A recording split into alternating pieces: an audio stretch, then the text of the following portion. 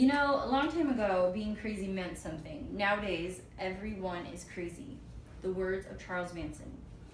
Today in my presentation, I am going to inform you the life of Charles Manson, who he was, who he became, and where he is today.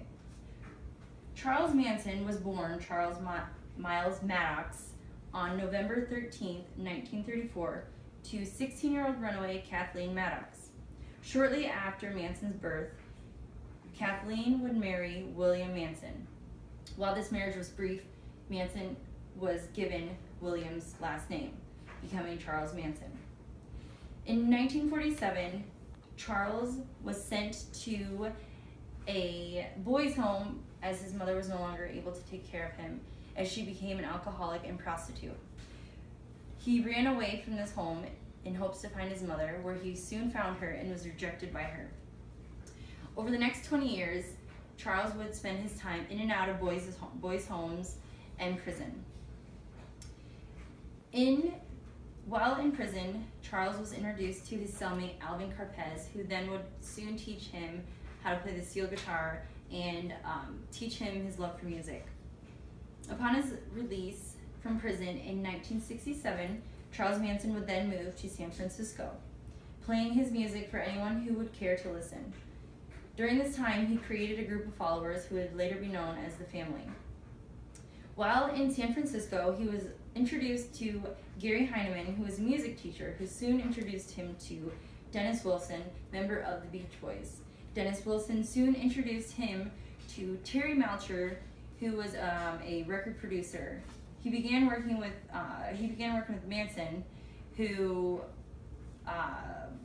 he was interested in his music at first, but soon became uninterested to work with him further. This upset Manson. In the summer of 1969, it was the summer of 1967 actually, Manson and his followers moved to Spahn Ranch in Los Angeles, California. While on the ranch, Manson would spend endless hours brainwashing his members. During this time, it was spent role-playing while under the influence of LSD and other hallucinogens. Manson was brainwashing his followers and making them believe that he was God and they should follow in his footsteps. It was not hard, as these people were in love with Manson. In 1968, the Beatles released their song called Helter Skelter. Manson believed the song was basically directed towards him, and it was going to start a race war where the blacks would rise and kill the whites in the summer of 1969. When this did not happen, Manson then convinced his group that they were going to take over where they did not finish. In July 1969, Manson sent a few of his followers to Gary Heineman's house where they would brutally murder him. On August 9th, he sent a few others to what he believed was Terry Melcher's house, soon to find out it was leased to Roman Polanski and his pregnant girlfriend, Sharon Tate. While Roman Polanski was not there, Sharon Tate and four of her guests were there. These five were brutally murdered and left in a bloody mess. The following day, on August 10th, he sent a couple more followers to supermarket executive Leno LaBianca and his wife, Rosemary. The two were brutally murdered as well and left for dead. In October, Manson and his followers were arrested for suspected auto theft. In November, Susan Atkins was admitting her crimes to her cellmate, the murders of Sharon Tate and LaBianca's.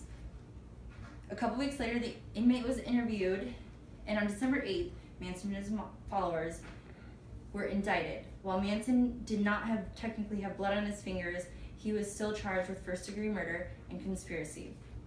July 1970 began the trials of the members in Manson. This ended on January 15th, 1971, when they were found guilty.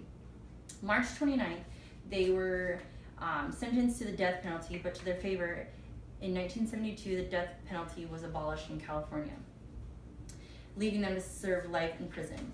Today, Manson is serving his time in Corcoran State Prison in California, according to CBS News.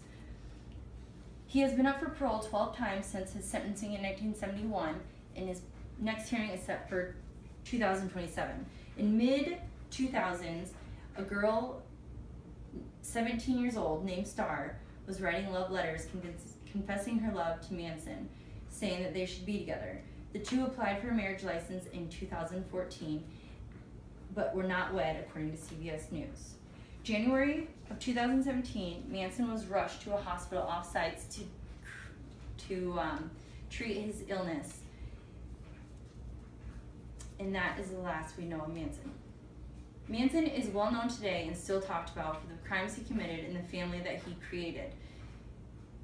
They shared the same dysfunctional interest in the very different kind of lifestyle. It is clear that Manson is a monster. Leaving you with this quote, the mind is endless. You put me in a solitary cell, and to you that's the end, but for me it's just the beginning. It's a whole universe out there, and I am free.